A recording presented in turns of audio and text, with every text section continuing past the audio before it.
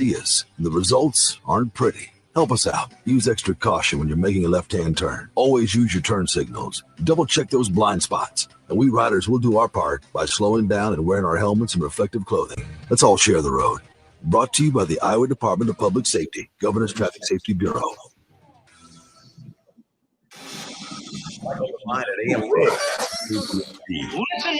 Making great again. That's right. Here making radio great again. I got that's a Donald Trump thing. He's always talking about making radio great again. I can't think of a trademark phrase that Joe Biden has other than "let's pull out." Maybe that never sounded good to me, Rob. What do you mean pull out? I'm going to leave that one. You're just going to leave that I'll leave that alone. All right. Rob Jones here. News and sports director. And I don't care what Mullen and Coolman has to say about it. Rob here is the man when it comes to sports. Even in Iowa, where you've only lived about 3 years, haven't you? 2 years. 2 years. Yeah, a little over 2 years. I got here in June of 19, so about 26 months, I guess. So you're about to get started on another football season here. Yeah, This Friday. This Friday. Yeah. Who's the Dodgers playing in town again? Yeah, they are at home at Dodger Stadium. Fort Dodge has Mason City coming to town. Going to renew one of Iowa's oldest rivalries there because the two teams, ironically, didn't play last year.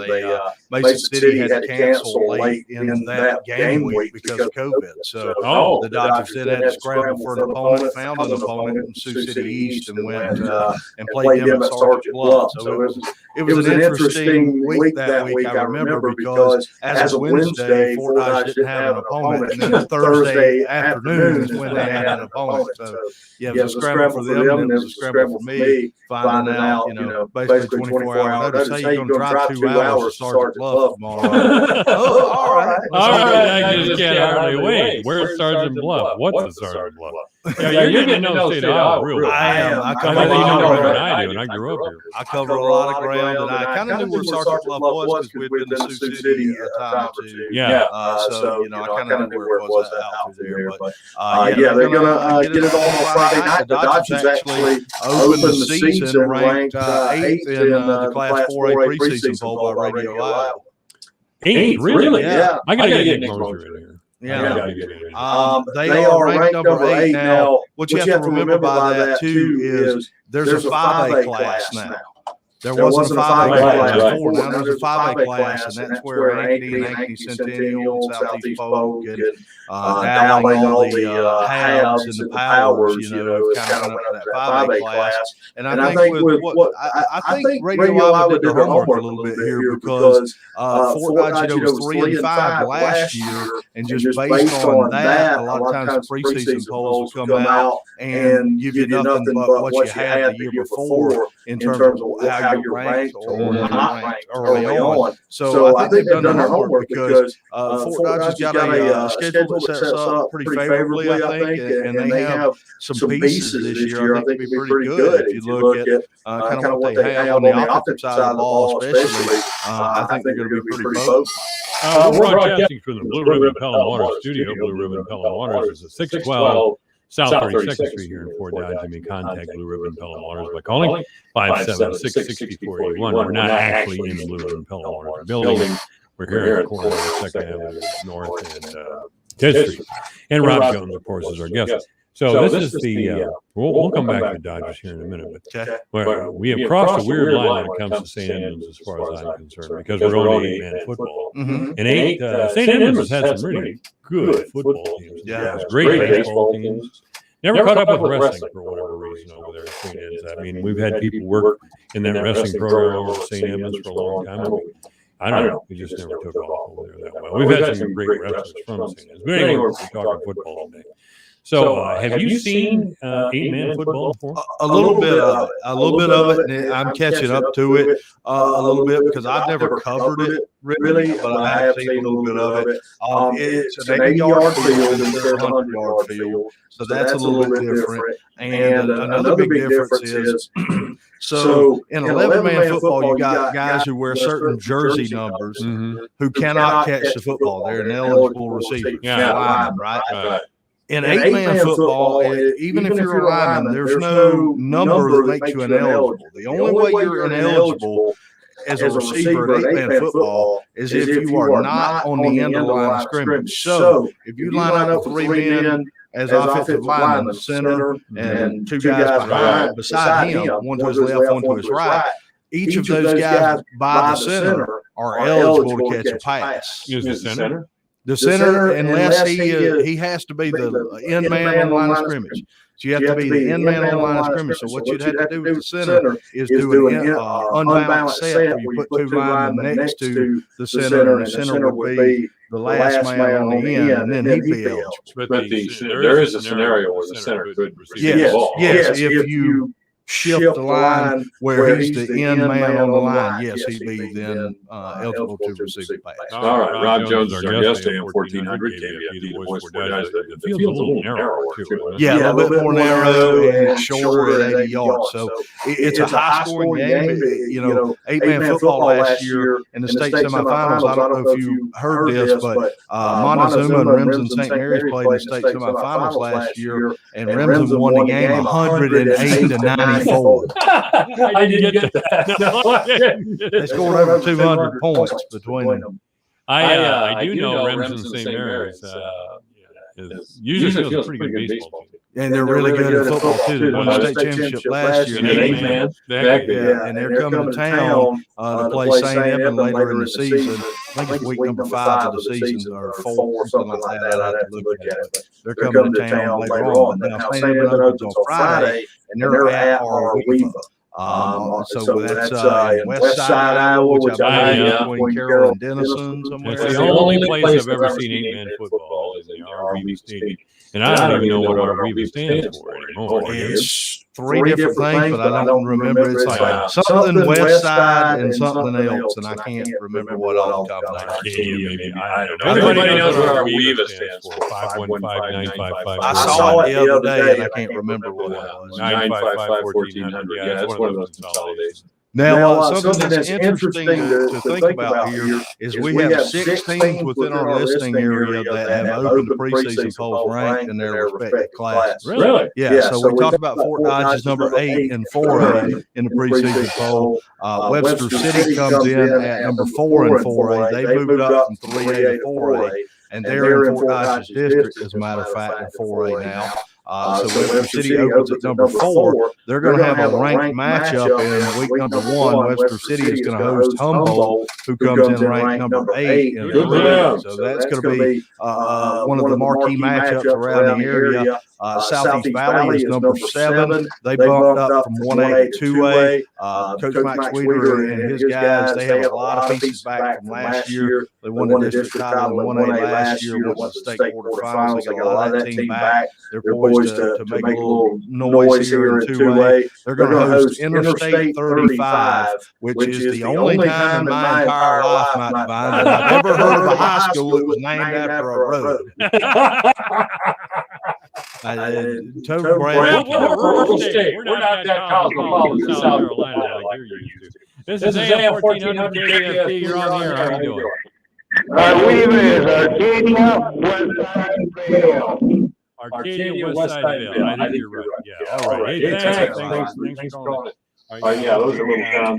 You know what Westside is. You're about to find out what Westside is. Well, I'm not going. You're not going. I'm going to be here for Fort Dodge. All right. So Hank Ambrose, who you met yesterday. Yeah, he's doing St. Edmund, and he's going to Westside. All right. He's going to find out where it is, and he'll tell me if I know. That's the big deal when you're the boss, right? You get to send somebody out. I can't be in 2 places at once. No, you can't. I got to send him. But you get a calculation. Let's see. Do I want to do the Dodger game or I want to go to Arweeva? Well, I don't really have too much of a choice. The sports director's the guy that does Fort Dodge. That's kind of how that works. Oh, is that some kind of rule? Well, I mean, that's what I was told. I never heard. That's what I was told when I got here. Well, that makes sense to me. So that's what we've done since I've been here. Now, also, South Central Calhoun, we know they're a traditional power. They're off the state semifinal finish from last year. They're number 6 and 1. They opened in East Sac County. You can hear that game over on KTLB 105.9 The Beach on Friday night.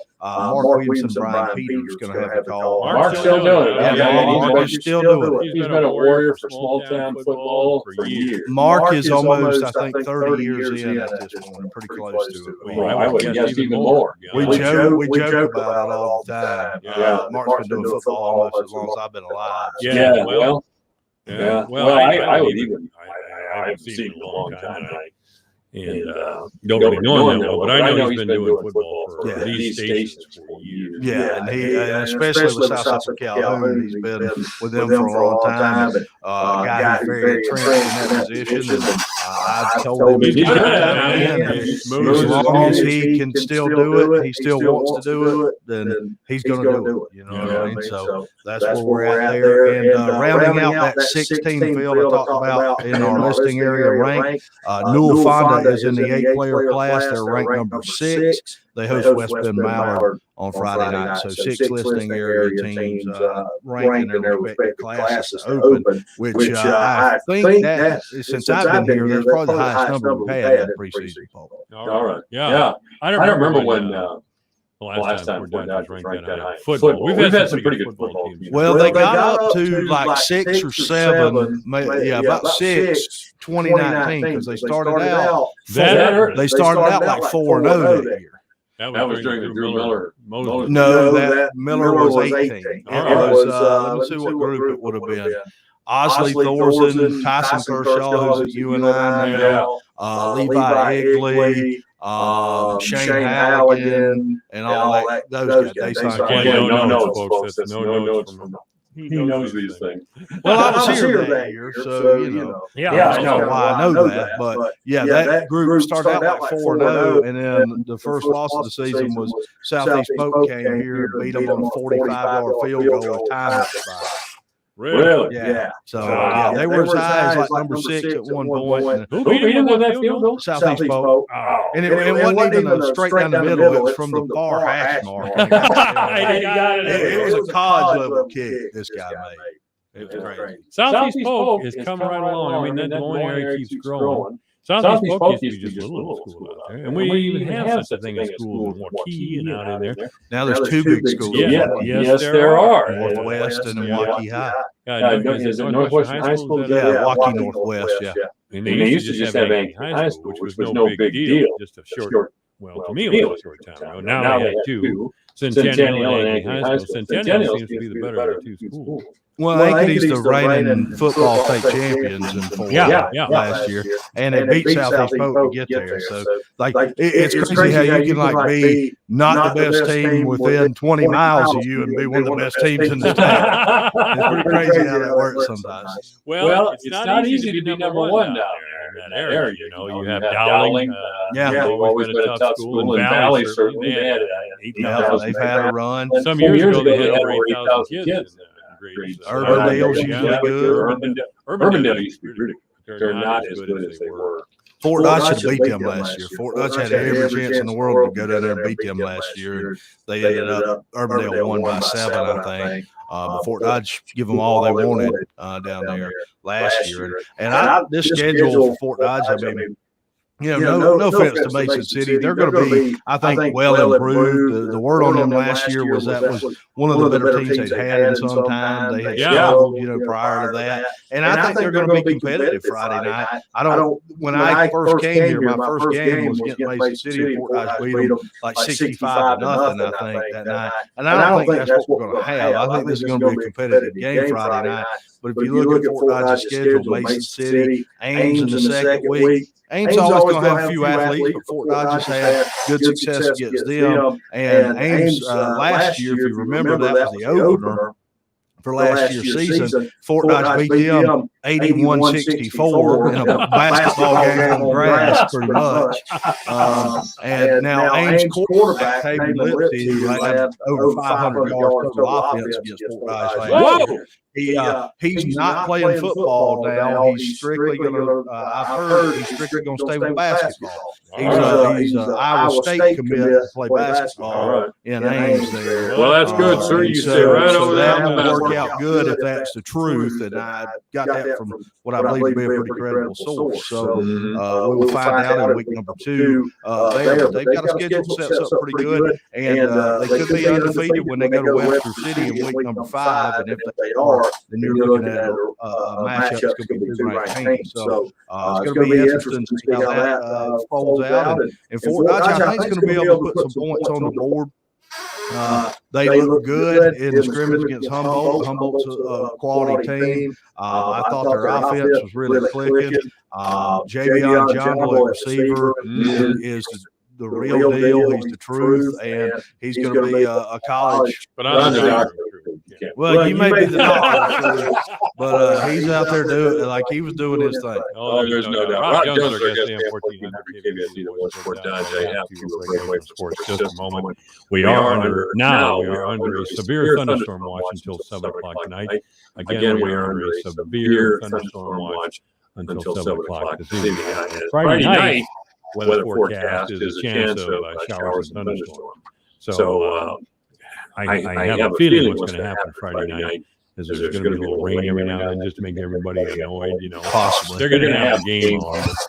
You might want to bring your umbrella or raincoat or whatever. Well, I'll be up in the press box. I wasn't talking to you personally. I know. No, I wasn't. No. And if it gets raining too hard, I'll just go up and sit in the press box. Keep an eye on it. Make sure you know what you're doing. I've just been doing it. Hey, you're a real champ when it comes to sports announcing. That's really your forte. Not that you don't have a real good grasp of news coverage. You must have in your training somewhere, because you enunciate very well and you know which syllables and vowels to enunciate at the right time. Did you go to broadcasting school? I suppose you did. So I went to a college that had a broadcasting program. Okay. I mean, when I went to broadcasting school out here at Central, and we had to take things like dramatic reading. I mean, they'd get out plays, famous plays like the Outside Comers or whatever, and they'd make sure, and they'd have us read these plays. And I did that later when I was teaching at Iowa Central. But it really taught you how to round out your vowels very well and where to put emphasis on certain words. And you do that very well. Did they have that as part of the curriculum, or is that just the way it was in your high school? Well, no, I mean, there was a little bit of part of that as the curriculum, but more of that just came from a real world experience. Like when I first started, I did nothing but sports for the first half of my career. I didn't do any news. I got into doing news because it became a necessity where more companies were kind of combining the two departments. So it became a necessity. And when I first got into doing it, I was terrible. Like, I was really bad. Like, it took me a while to catch on to it, and I caught on to it. And trust me, I worked for a guy who was very hard to work for. So I knew exactly how terrible I was every day. And eventually I got tired of being told how terrible I was. So I improved, and I just kept working at it, and, and it got better. No sense hurt your feelings, I remember I always liked wrestling, and I broadcast wrestling several times over many years. But the first few times I did it, I was a fan, And I said, "Oh God, that Dodgers is a great move. Well, I wouldn't describe it. Oh, yeah, and I said that good move, But nobody knew what the hell I was talking. So I got back to program director at the time, and actually as a sports director. We, as you say, back in those days, we had bigger staff and radio stations. He says, "You got to stop saying that. You got to start learning to describe what a whizzer is, or a single leg drop, or whatever. You need to know how to do that." And by golly, I did. Who can do that wrestling, sportscasting pretty well? That's Matt Bemrick. Really? Matt Bemrick was a St. Ed wrestler in his day, in his high school days. And he and I went over to the Massillon Invitational. It was all day. We started at 11 o'clock in the morning, probably quit at 6 in the evening. And Matt was the primary guy. I got to be the stats guy all of a sudden, But Matt could very well describe wrestling. Well, if he wants to do it, I could probably use him in February. I know nothing about wrestling. I'll be the first one to tell you. I have picked up bits and pieces since I've been here, but I did not have a background in it. I didn't wrestle. It wasn't really a big deal where I grew up. So, it wasn't anything that I really covered much of until I got here. Then I found out how crazy people are. They're passionate about it. You know what I mean? So, wrestling hasn't been real popular popular in the South, but it's gaining popularity. North Carolina State especially put out some real good wrestlers. Yeah, and of course, you know, they go up here in the Midwest and get a lot of the talent that they bring in. You know, so much of the talent's in the Midwest. Yeah, it's not as prevalent. I mean, you know, football kind of is the straw that stirs the drink in the South, and then you know you've had pockets of basketball. I mean, it's good basketball. As good as Georgia is in high school football, it's good in basketball too. And North Carolina is always really good. Well, Kentucky's going to stand out since I've been on this earth. Yeah. You know, what's his name? Pat Riley was Kentucky for Adolph Rupp. Yeah. Matter of fact, Pat Riley was on the 66 team of Kentucky that lost to Texas Western. I think that's right. Road team. I believe that was 66. That's right. Texas Western had an all-black team. Starting five. Young people. There was a time when that was unusual. You know, there was racial prejudice, and blacks were held back because of it. But the Texas Western Kentucky game with these Texas Western still does a little cool. I don't know. It does. UTEP. Texas El Paso. Anyway, they came out of nowhere, went to the finals against one of the best Kentucky teams ever, probably one of the best basketball teams ever. And guess what? Adolph Rupp started recruiting black players. That's exactly what happened. Texas Western. That's exactly what happened. That is exactly what happened. They started looking. Wait a minute. You know, and in the world has changed 100% now. You know, believe it or not, ladies and gentlemen, there are people on this earth like me that remember those days. I don't remember them fondly at all. Deny somebody with great talent. Ability to play sports to me is sickening. But I mean, my dad played in basketball in the South in the days of segregation. Never played against black players. Really? Yeah. They have it now. Yeah. I mean, they've been integrated since. I mean, at the high school level, like Clemson, for example, you have heard of Clemson, right? I grew up there, Mike. I've heard of Clemson. Yeah. I'm kidding you a little bit, everybody. They have integrated high schools. Mike, it's 2001. Oh, I don't know. You would hear about it if it was still segregated high schools. You grew up in segregation. No, I grew up in integration. It's been since the late 60s. Yeah. Well, I should have said you grew up in integrated high school. Yeah, I went to an integrated. I got screwed up in segregated because we don't talk that way anymore. Because my dad and them guys won a state championship, and I heard about it all the time. And I said, and it's great, but you didn't play against black players, so it don't really count. How old is that? My dad is 80. Oh, he's 80. Yeah, you came along with me. I did, yeah. Rob, thank you. It's a great pleasure as always. Thanks for having me. It's 3 o'clock in the afternoon. Yeah, Dodgers and St. Louis kick off football season. Friday night, Dodgers are in town. Rob will be behind the mic. Who's that nice man to do the St. Louis? Hank Ambrose. You can hear that game on 99.7 on Friday night.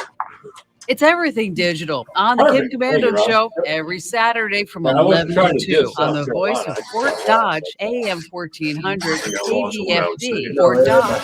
Many Americans are out on the sobriety Fox News. The Pentagon just confirming about 4,000 U.S. passport holders and their families have been evacuated from Afghanistan. Overall, nearly 64,000 people flown out, including Afghans and others, since the end of July. In a race against the clock, 37 U.S. military planes took off in the past 24 hours, 32 C-17s and 5 C-130s. 21,600 people were evacuated, among them nearly 9,000 people on civilian aircraft. But the reality of the massive with military planes now landing and taking off every 45 minutes is bumping up to the reality that time is running out on the ground. The Taliban announced publicly after a secret meeting with CIA Director William Burns in Kabul Monday that it would not extend the deadline to the Americans. Fox's Jennifer Griffin at the Pentagon. Some U.S. lawmakers say they've been assured in classified briefings there is a plan to continue evacuations if needed, but many remain critical of the president, who's expected to announce he is sticking with the August 31st withdrawal deadline. To allow the Taliban to dictate to America was less than 70% black, and most of them have were to leave Americans there. there was an era where No American should be team held was in hostage. the state No championship, American they should had a be lot left. of House players Minority that Leader could Kevin shoot threes, McCarthy. and that's Now all. that Pfizer's COVID vaccine has full FDA approval, the White House sending a message to businesses, state and local leaders. You have the power to protect your communities and help end the pandemic through vaccination requirements. Coordinator Jeffrey Zients says federal health officials emphasize again most hospitalized with COVID are unvaccinated as the Delta variant surge continues. Updated national guidelines from a government advisory panel to help fight diabetes. They're now recommending earlier screening, beginning at age 35 instead of 40 for overweight and obese Americans and other high-risk groups. America is listening to Fox News. So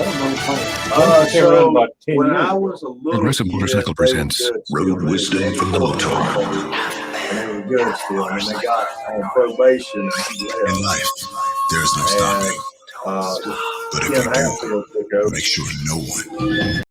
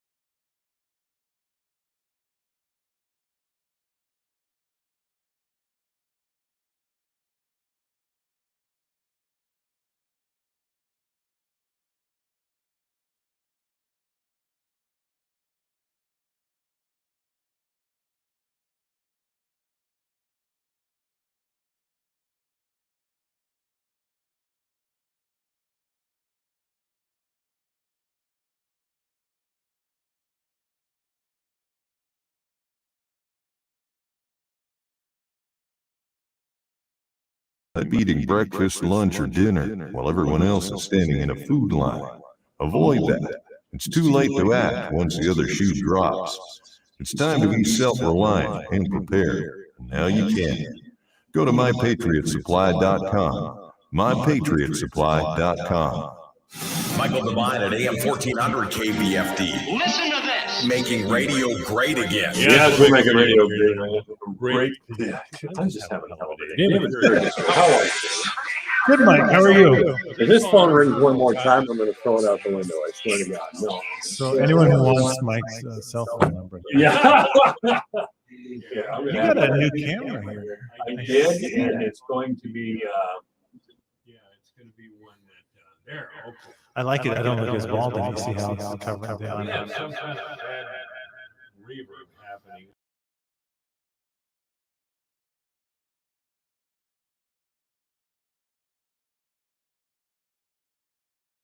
Oh man! All right, here we go. We're going to try that, and then we'll get David Ferrick back on air with us.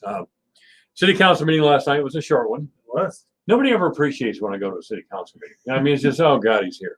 You know, I've hardly been to a city council meeting in the last year. I've been sick or I've been this or that or something. So I go to one and it's, oh yeah, he wants to ask a question. Well, come on. What? You come ask the craziest question out of left field. What crazy question did I ask? You mean last night? Yes, I thought that was a legitimate question since we had, since on the front page of the Messenger yesterday, there was a reference to defunding the police. Oh yes, we're not really interested in defunding the police. We're here to reallocate funds to social workers and that sort of thing. So I thought we'd clear that up. And by the way, not all the council people responded to that question. Yeah, they were still probably dumbfounded. Why are you asking us this, Mike? Come to our budget meeting when we have police, because they're usually saying we need more money for the police. I think you guys just want to avoid the question. I'm the one getting you guys just want to avoid.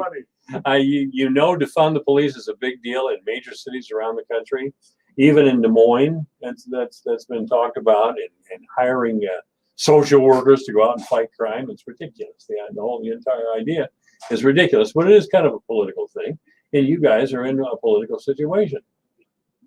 Yes, you are, David. You don't like it. I know you don't. I am apolitical, but I do live in a political world. Yes. I believe you have no personal feelings about politics at all. Well, I didn't say that. I just said I'm apolitical and that I have to remain apolitical. That's my job. I understand that. You know, the mayor comes over and gave me a bunch of crap about that. See, he just, he's just, he was down there at that event. He was just feeling a little bit of heat. Oh God, he's going to make a big deal out of it. I got to go over and tell him he's a dummy and all of these sort of things. I was very disappointed in that. Very disappointed. But I'm glad to hear he's not in favor of defunding the police, and most council people aren't that either. So that's you consider that a really dumb question. I didn't call it dumb. Here, I'll give you a really. Did I use the term off the wall? I didn't use the term dumb. I'll give you a really on the wall question. Okay, just how cool are you, David? Tell us. How cool am I? Cool is a subjective. Hey, my God, I can't even get a straight answer to that one. It probably depends on who you talk to. I gave you this huge softball. To me, I just said, I'm pretty damn cool. For you, I'll let me think about that. We better check with other. But it's a matter of perspective. So I hope my wife thinks I'm cool, but I have a feeling my 13-year-old son probably doesn't think I'm real cool. Why? What'd you do to him? Did you do something bad? 13. No, actually, I think he probably thinks I'm cool. We work out together. Hey, come on, man. There's not a kid. But teenagers don't think their parents are cool. You know how that goes. Yes, I do. You were a teenager. I did not think a century ago or something. Yeah, about that. And by the way, my son, he's going to be 39 here pretty quick. He still doesn't think I'm cool. I think he's totally wrong, but they're okay. There now we have StreamYard featuring David Ferrick. There we go. We're going to get going here. Yeah, there we go. So go to my Facebook page, Michael Devine, or AM 1400 KBFD, or the Alpha Media website, and you'll see both me and David Ferrick on video somewhere. Video and audio, which would be the thrill of your life, I know. So this is where we are, ladies and gentlemen. I give Ferrick a question like, how cool are you? And he's got to think about it. Are you in favor of defunding the police, sir? No, okay. All right, I'm glad to hear that. Yeah. Well, you will admit though that there's been talk in our country about that. I don't think the mayor in our country, in our country. I don't think the mayor even wanted to acknowledge that. There's talk in our country, which that's for those local governments to figure out on their own. You know, I ask a one sentence question, and all of a sudden we're talking about it the next day. I thought I'd just get everybody on record, yes or no, but no. Mayor's got to get all insecure. So here we are. Here we are. So I got him in here on Thursday. We'll see if he's taking his medication by that time. It's always fun with hanging out in that member. We've been doing this show a long time. I'm sorry, we should get to talking about the good things that happened in the Sherwood City Council meeting last night. 30 million investment in broadband. Is that what I heard? So yeah, 37 million. 37. We approved. The council approved 2 loan agreements. The first one is the bridge loan. That's roughly 4 million. The bridge What's loan, the bridge loan now? Okay, so that's well, maybe I should call it something else.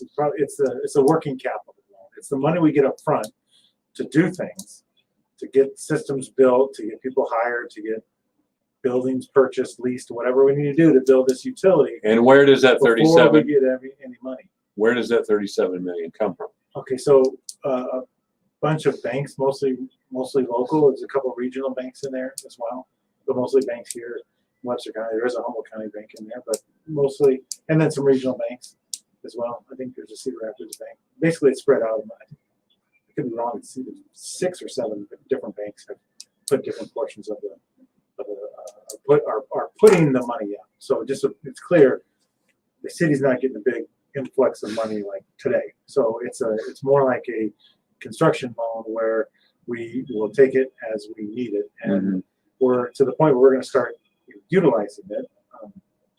We are going to do what's called the final design work, which is actually where you determine where in the street the fiber optic cable goes and where what's how does it connect to everybody's property, everybody's house. So that design work has yet to be done, and then what does the electronics look like on either end of it. So there's that, and then we'll start working on basically start hiring the key staff for the position, and then we'll be looking at space also both for our maintenance equipment and staff, and then our office managerial equipment and managerial staff and customer service staff too. So yeah, we'll start ramping up now.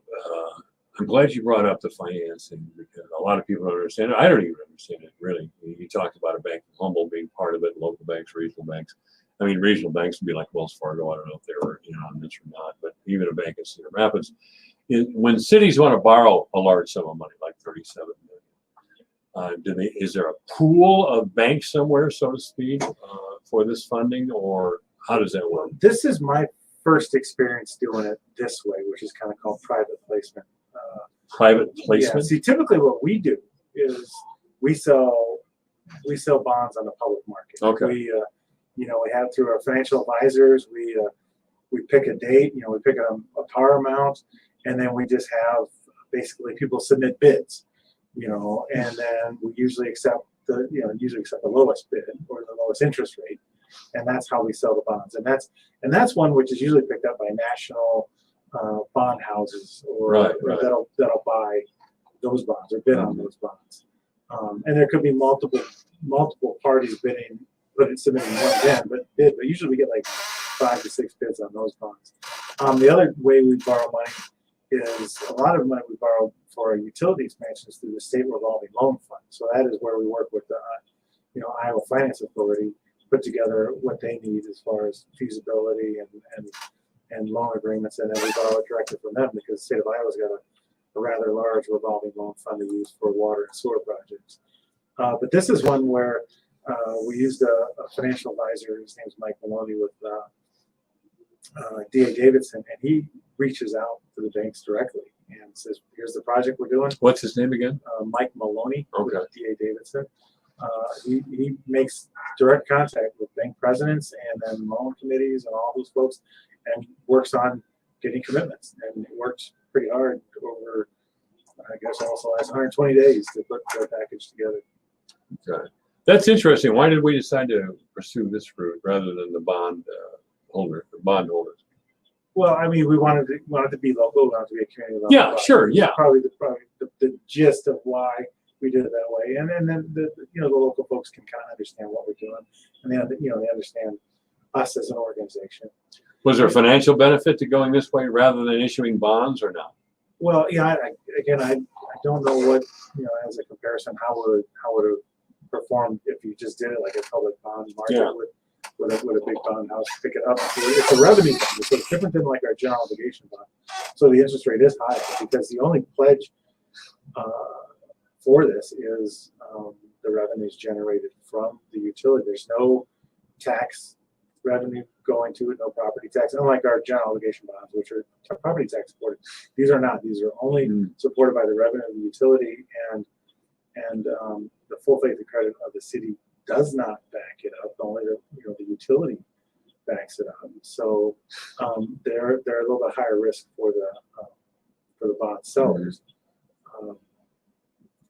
And there's little details in there about what the city has to do to try to to make sure that we keep the bond sellers whole and make payments and things like that through the utility. So no, it's just a different way of doing it, primary, because it is just a pure revenue project. Yeah. Well, that is interesting. I'm glad I could have you on here, and I'm glad you kind of brought that up indirectly, so we can maybe. Kind of boring. Well, but one of the things I wanted to do on this program is get things to explain and get it on audio recording so people could access it whenever they felt like it. Because getting back to the hassle we started with about defunding the police, I thought that was a question that needed to be asked because the messenger didn't explain it completely enough. They threw that out there like red meat to somebody like me. Now you have the position of our city council. Yes, I do. Well, and we clarified it. Where did we clarify it? On this radio station. You think I'm the only one that noticed that? On the police. What are you talking about? You want me to pat you on the back? No.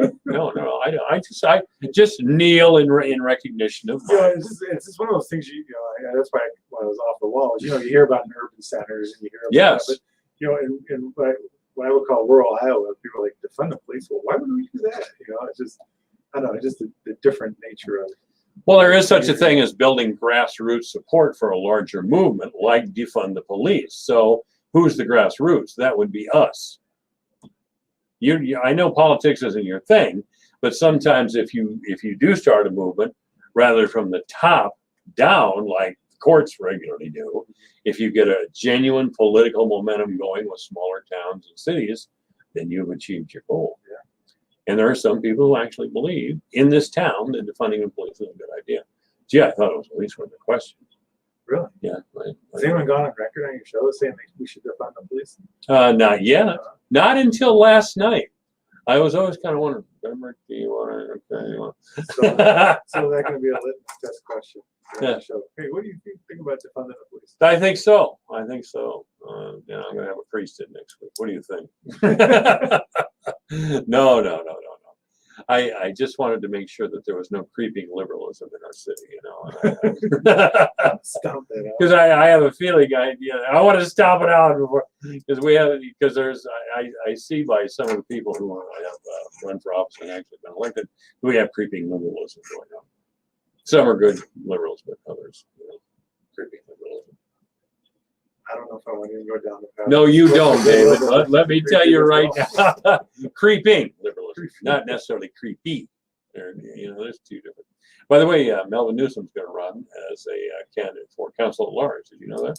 You know, I heard that. He told me Sunday when I was over at the defund the police thing or the Unity. Not the. All right, that was a slip. Kind of intentional, but no, the Unity Park thing. Unity Park's down at the end of my block, and I didn't know that was a city-owned lot. I didn't know anything about it, but now I do. I'm well versed. Thank you for that very thorough explanation. We have Taxpayer Protector Association in Chip, Baltimore again, former state representative and attorney. He's a lobbyist for big companies, and Taxpayer Protection Association is really another name for MediaCom. And MediaCom, the last I knew at Chip Baltimore, was requesting copies of practically everything, every email, every meeting that we ever had in our conversations that the city had anyway about getting our own broadband. Where did that ever go? So I'm going to say a little bit non-specific, not trying to hide anything. I just don't recall the details. But there was, so we sent him a letter talking about how long that would take and what it would cost to produce that information, and asked if he still wanted it all. And then he sent a revised letter removing some of the requests, like text messages, and there were some other things. It's kind of limited to more a reasonable amount of information. So we haven't, I think we responded back. I'm not doing this personally. I have Ryan working on it. So I responded back that this is about the time and what it would cost to do and whether he still wants us to proceed or not. Because it is, I mean, it's a lot of work to produce the documents. Oh, lots. Because just to torpedo our own project. Well, yeah, to produce the documents, but the tricky thing is when you're dealing with this as a a competitive utility, and some of the information that we've gotten from our consultants is not stuff that's public record. It's information that is, I can't think of the term off the top of my head, but it's stuff that the city doesn't have to give. It could be, injurious to our own utility. Yeah. And our documents are things that consultants prepare for us and only us, and they don't want other people seeing their work. Yes. Proprietary work. That's proprietary work, right. So we have to not only go through all the emails, but then determine what information is proprietary and what is public. Mm-hmm. So it's going to be a long time. Yeah. Well, Chip wanted it, what, in 3 weeks or something like that? A week. Oh, yeah, that's great. That's great. MediaCom did sue the city of West Des Moines because they didn't follow the policy that we did. They didn't put it into a public vote. The city of West Des Moines just decided that we're going to have our own broadband, and MediaCom sued them to stop that. But MediaCom will throw up roadblocks anytime there's competition because they don't like competition. No business really does, but they accept it, with the exception of MediaCom, who seems to really, really hate competition. You don't know who the city manager is of West Des Moines right offhand, do you? His name's escaping me right now. I got to get a hold of that guy and get him on the air so we can talk about MediaCom. Yeah. I mean, West Des Moines was doing it a little different. And West Des Moines is the public funding is for a conduit. And this is what I learned a while back in the Mayor Change. Now you're talking about West Des Moines now? West Des Moines, their public funding is they are building a conduit system of which they are now leasing to a company to put in the fiber. And then the company will run the business. Whereas what we're doing is we are doing a 100% public utility. So I mean, we're not subject to the same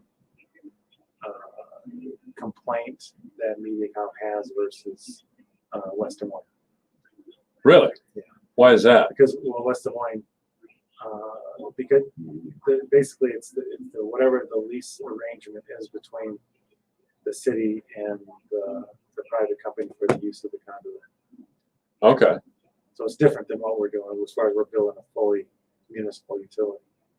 Does your office ever work with Chris Patrick over at Main Street? Yes. She was in here a little while ago talking about grants for apparently some facelift work to be done on our older buildings. I think exclusively Central Avenue. Is your office working with her office on that? I mean, and I personally don't do too much of that, so I might be a little light on some of the details, but it's the facade grant where it's a community development block grant for facades. So what it is the feds put in about $500,000, the city puts in $250,000, and then the building owners who want to participate are then the other. Well, that would be the other 25% of the funding, or $250,000 if we're able to get enough participants. But yeah, so we've been doing that with Main Street Fort Dodge now. This is our second round of facade projects. So we work with on that. I work personally with Chris on and Luke Huggins with the Main Street Board on the parking policy and parking changes and try to. And the goal there was to have somebody who is directly connected and an advocate for the Main Street businesses help us try to figure out what is the appropriate policy when it comes to parking. So that makes it so it's advantageous for the businesses to thrive in downtown. Luke Huggins is a pretty good guy, isn't he? Oh, yeah. I wish I had a name like Huggins. Huggins. I'd love to be Huggins. I'm Huggins, hug me. Well, I think if you had it, it would probably lead to some sort of it would definitely. complaint. I should change my name to Huggins on air. I should have a professional name. I'm Huggins. Use some Huggins. I know Luke's parents are great people. Great people. And Luke's certainly a fine young man. I understand we lost Tony Trotter to McClure. Yes, he's now working for McClure. Okay, so are you involved in the hiring process to replace him at the city? Yeah, we're almost complete with the hiring process. I won't on air name the name because I don't know if I should yet. But yeah, we have a replacement city. Oh, come on, give me some breaking news. Can't do it. I'm not it. I haven't got confirmation that everything's been buttoned up on the HR, so I should do that. Really? But yeah, I'm pretty. See, now you're going to give it to the Messenger. It'll be on the front page of the Messenger the next day, for God's sake. No. Okay. I gave you the big story on broadband. So yeah, you did. Yeah, anyways, we're looking at we're getting the position replaced. The nice thing is Tony's at McClure, so with his experience and knowledge of the Fort Dodge utility system, we'll still be able to utilize his skills. Yeah, sure. Projects because McClure has in the past done all, if not almost all, of our utility work because I think that's one of the things they're good at. So Tony's over there now doing utility work for them. So no, it'll be we'll see a lot work with them on. Well, it's the great Satan dug himself in real good here in Fort Dodge. Lutz, former Mayor Lutz. I miss Lutz. He was a cool guy. He was a cool guy. I always brought donuts and now I have diabetes, but it was well worth it. It was well worth it. I don't try to do it all the time. Okay, so you're pretty sure, but you're not going to say that we have another engineer hired, city engineer to take Tony's place, Tony Trotter's place. Was he the city engineer? I mean, was he the head of the department? Yes. So Tony was the city engineer. Okay. And so when he came in as an engineer 3, and then a couple of years into it was promoted to city engineer. Okay. Yeah, he'd been working down in Iowa City, I think. He'd been working. It was working for Cedar Rapids at the time. Oh, was he? Yeah. Okay. Yeah, I think he had a job. He'd worked for a couple consulting firms. This is actually his second stint with McClure. Oh, really? Yeah. And, okay. But at the time, I'm pretty confident he was with Cedar Rapids working in their wastewater. Okay. Yeah, that engineering stuff is way over my head. I tried to jump on the newly skinny Jeff Nemmers last night to get him over here on the air, but he's not biting. He's not biting very much. How many people work in Jeff's department? Let's see. Well, you got to include utility billing in there. So Jeff has 2, 3, and then 4. So it's like 7, and then Jeff would be 8. I think. Okay. Yeah, between finance and the utility billing side. Okay. So he doesn't try to mess around with Vicky's domain, does he? Because that would be big trouble for Jeff if he tried to mess around with Vicky Reeks? Yeah. No, he doesn't mess with Vicky Reeks' domain. Unless we're trying to get a project funded and we're trying to figure out how to pay for it all. We bring Jeff into the mix. Vicky runs the business affairs office. What exactly does the business affairs office do?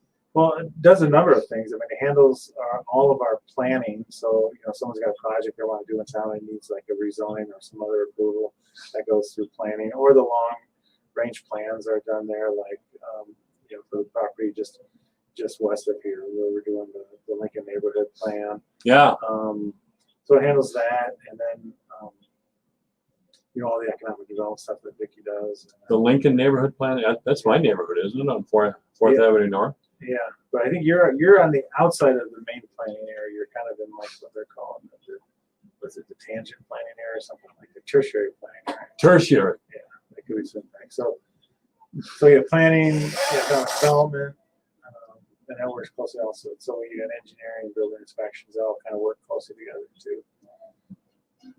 Lot to learn, isn't there? We'll keep pushing forward so we all understand a little bit better. I mean, if we don't understand a little bit better, what's the purpose of radio or newspaper in the city of Fort Dodge? You know? It's great. It's great because that's one of the things that the show's great, is to try to educate people more on what's going on, because city government's complex. It is. As soon as you try to oversimplify it, you're missing something. Yeah. It's a complicated organization. It does a lot of different things. We got a lot of personalities, man. I was sitting there looking at the city council last night going, wow. There's definitely a lot of personalities. Because you want your city council to have multiple personalities, multiple ideas, better representation of the citizenry. Well, I have multiple personalities, so I should get on the council, I guess. Anyway, David Furick, anything else? No, that's all I got. All right. Thank you very much, as always, for being on the program. This is AM 1400 KVMD, the voice of Fort Dodge. Thanks, David. At yourfortdodge.com or on Twitter at JMike. It's 4:35. News is coming up. All right. Outstanding. Great. That was great, David. Thank you. Good week. You too, man.